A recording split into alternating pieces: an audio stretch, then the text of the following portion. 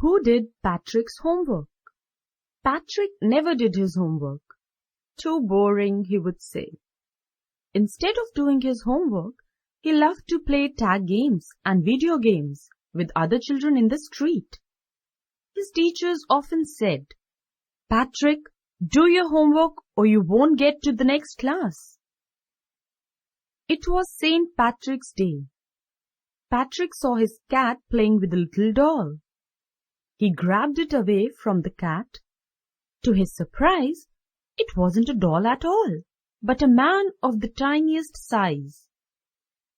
The tiny man wore a little woolen shirt with old-fashioned breeches. On his head, he had a tall pointed hat, much like a witch's. The tiny man was, in fact, an elf. "Save me!"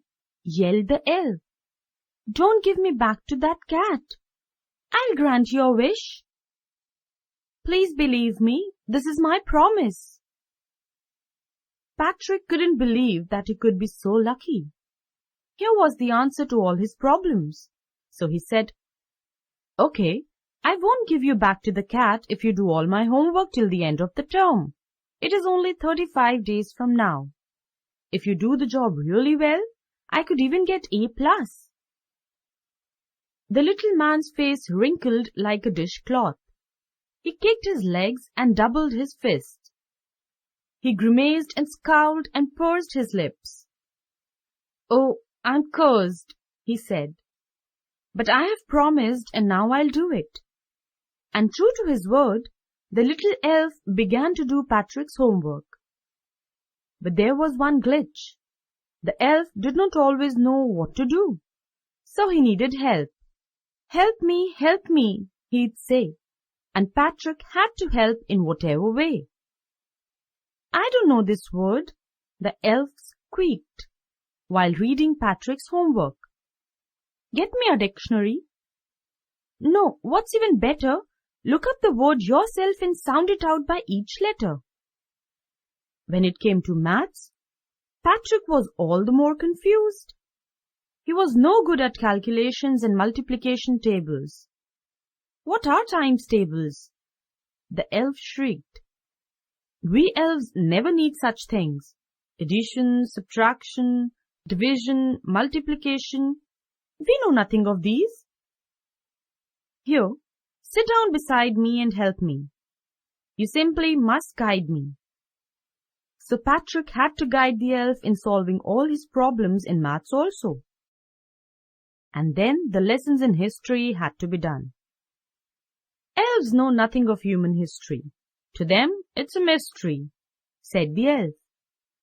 And in history also, Patrick had to do all the reading and writing himself. The little elf had already become a shouter, but now he got even louder. "Go to the library," he roared.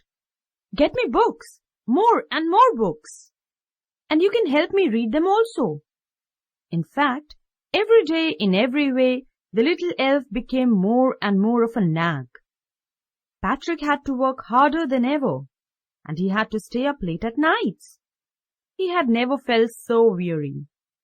Every day he went to school with his eyes puffed and blurry. Finally, the last day of school arrived, and the elf was free to go. As for homework, there was no more to be done, so he quietly and slyly slipped out of the back door. Patrick got A+ from all his teachers, and he was so happy.